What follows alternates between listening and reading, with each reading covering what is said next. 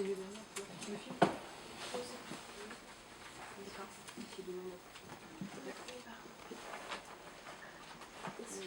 accueille Jean-René Mersac sur l'idée comment l'économie sociale et solidaire a circulé tout au long de sa vie. C'est vrai que j'ai fait un parcours professionnel dans l'économie sociale et solidaire. J'ai eu aussi des responsabilités électives, ce que j'exerce actuellement. Il se trouve que par ailleurs, et c'est sans doute une des raisons pour lesquelles je suis sollicité, je préside au niveau national le groupe d'études sur l'économie sociale et solidaire. C'est vrai que j'ai envie d'insister sur l'idée qu'il y a un lien entre économie sociale et solidaire et éducation populaire. Et je crois que l'économie sociale et solidaire se nourrit aussi beaucoup de l'apprentissage de l'engagement associatif, du faire ensemble. C'est ça qui est important de l'économie sociale et solidaire, c'est valoriser le projet collectif. À titre personnel, moi, comme beaucoup d'autres de ma génération, été marqué par des animations d'éducation populaire quand j'étais gamin, les patronages, les colonies de vacances, et peut-être aussi ce qui a structuré mon savoir-faire d'une certaine manière, ma capacité à conduire des projets, c'est que très jeune, j'ai passé, comme beaucoup d'autres jeunes le font encore aujourd'hui, le BAFA, le brevet d'animation en fonction d'animateur dans les centres de vacances. Et puis immédiatement, on m'a demandé, c'était l'UFCV qui m'a demandé ça, c'était là que j'avais fait mon BAFA, d'être ce qu'on appelait à l'époque instructeur pour la formation des stagiaires BAFA. Quand j'ai quitté le centre de formation, j'avais trouvé utile de faire une formation en gestion de PME, à un moment d'étape aussi dans mon travail à la Fédération CORAS, Association par l'activité économique.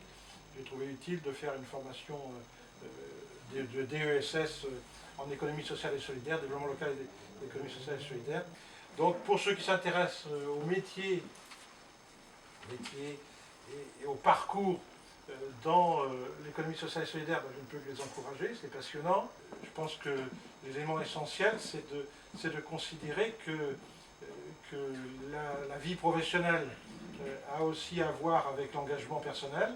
Est-ce qu'il est prévu d'inciter, pour ne pas dire forcer les entreprises à se tourner vers l'économie sociale et solidaire? L'économie sociale et solidaire, ce n'est pas forcément vertueux en soi.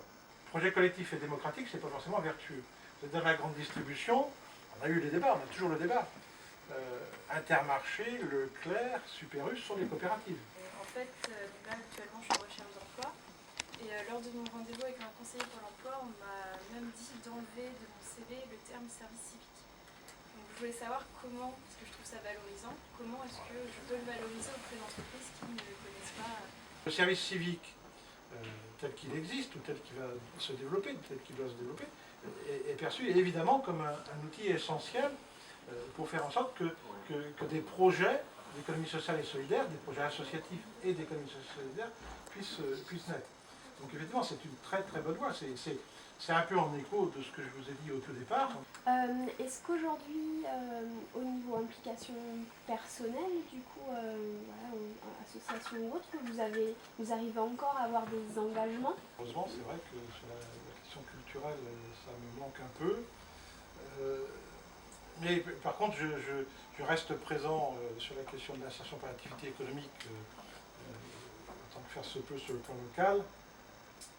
Et puis, j'ai pris l'initiative aussi d'une coopération à l'international avec le Burundi, puisque je préside le groupe d'amitié parlementaire France-Burundi. Bon, merci à vous. Merci.